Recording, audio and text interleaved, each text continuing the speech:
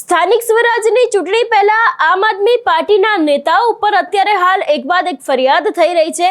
એ લોકોની ધરપકડ કરવામાં આવી રહી છે ને ત્યારે હવે ભારતીય જનતા પાર્ટીના નાયબ મુખ્યમંત્રી હર્ષ સંઘવીના ગઢમાં વધુ એક આમ આદમી પાર્ટીના નેતાની સામે ફરિયાદ થઈ છે। આમ આદમી પાર્ટીના નેતા એ છે કે જેને હમણાં થોડા સમય પહેલા દારૂની લાઈવ રેડ કરી હતી ને બાદ અત્યારે હાલ તેમની સામે એક ફરિયાદ નોંધવામાં આવી છે। સમગ્ર મામલો શું છે, કયા મુદ્દે ફરિયાદ નોંધાઈ છે, એ દરેક વિષયને લઈને વિગતે વાત કરીએ। નમસ્કાર, હું હંસિની અને તમે જોઈ રહ્યા છો નિર્ભય ન્યૂઝ। ગઈકાલે ગોપાલ ઇટાલિયા દ્વારા પત્રકાર પરિષદ કરવામાં આવી હતી ને કહેવામાં આવ્યું હતું કે અત્યારે હાલ આમ આદમી પાર્ટીના નેતા ઉપર કેમ ફરિયાદ કરવામાં આવી રહી છે।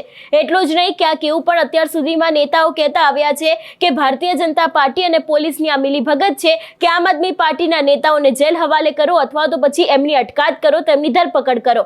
અને હવે આવી જ કઈ ઘટના સામે આવી છે સુરતમાંથી। સુરતમાં આમ આદમી પાર્ટીના જે દાવેદાર છે એમની સામે ફરિયાદ થઈ છે। સૌથી પહેલા તો આખો મામલો શું છે એની વાત કરવામાં આવે તો સુરત મહાનગરપાલિકાની આગામી ચૂંટણીના પડઘમ વાગી રહ્યા છે ત્યારે સુરતમાં આમ આદમી પાર્ટી માટે સંકટના વાદળો ઘેરાયા હોય એવું લાગી રહ્યું છે।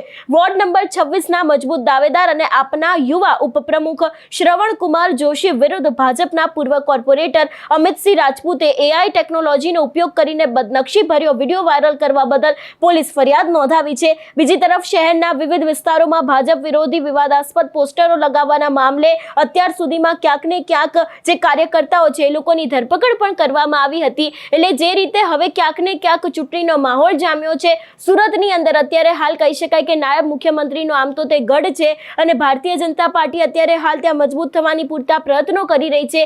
એવામાં હવે આમ આદમી પાર્ટીના એક નેતા છે કે જેમના ઉપર ફરિયાદ થઈ છે એવી વિગતો સામે આવી રહી છે।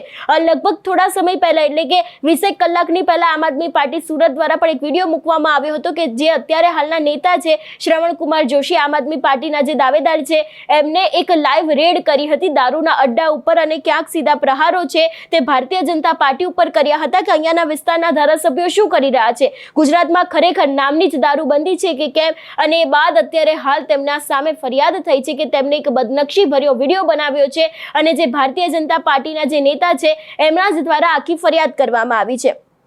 વધુમાં વાત કરવામાં આવે શ્રવણ જોશીને લઈને તો શ્રવણ જોશીની સામે આ ત્રીજી ફરિયાદ છે।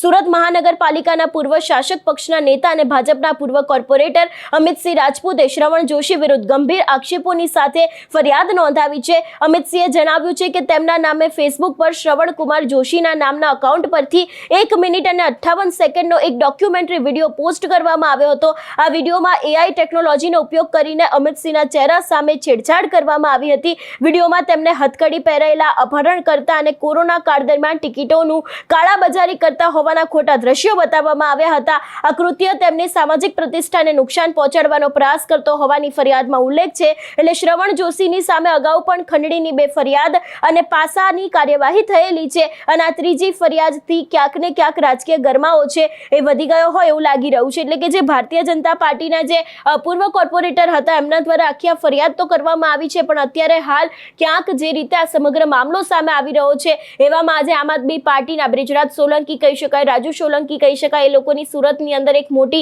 સભા પણ છે। ક્યાંક એ લોકો મોટું ગાબડું પણ પાડવાના છે। એવામાં જ હવે જે સુરત મહાનગરપાલિકાનું ઇલેક્શન આવી રહ્યું છે ને જ ઇલેક્શનના એક મજબૂત દાવેદાર ગણાતા હતા એમની જ સામે હવે ફરિયાદ થઈ છે। તો જોવાનું રહેશે કે આમ આદમી પાર્ટી દ્વારા પણ હવે શું કામ કરવામાં આવે છે, કારણ કે ઈસુદાન ગઢવી હતા એમની ફરિયાદ થઈ હતી। ઈસુદાન ગઢવીની સામે પણ ક્યાંક આપણે જોયું હતું કે જે રીતે તેમની અટકાયત કરવામાં આવી હતી। એટલે સુરતમાં આજે રાજુ સોલંકી અને બ્રિજરાજ સોલંકી દ્વારા કોળી સમાજ અને આમ આદમી પાર્ટીની એક આખી જનસભાનું આયોજન પણ કરવામાં આવ્યું છે।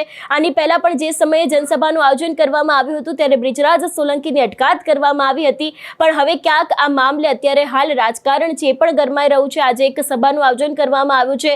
રાજુ સોલંકી દ્વારા પણ ચોખ્ખું જ કહી દેવામાં આવ્યું છે કે જો આજે પણ બ્રિજરાજ સોલંકીની અટકાયત કરવામાં આવી તો આગામી સમયમાં કોઈક મોટી નવાજૂની થઈ શકે છે એવી શક્યતાઓ લાગી રહી છે। અને એવામાં જ્યારે હવે શ્રવણ કુમાર જોશી એની સામે ત્રીજી ફરિયાદ થઈ છે।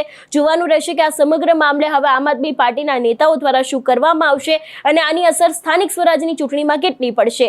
આ સમગ્ર મામલે તમારો શું અભિપ્રાય છે અમને કમેન્ટ કરીને ચોક્કસથી જણાવજો। તેની સાથે અમારી ચેનલ નિર્ભય ન્યૂઝને લાઇક, શેર અને સબસ્ક્રાઇબ કરવાનું ભૂલશો નહીં। નમસ્કાર।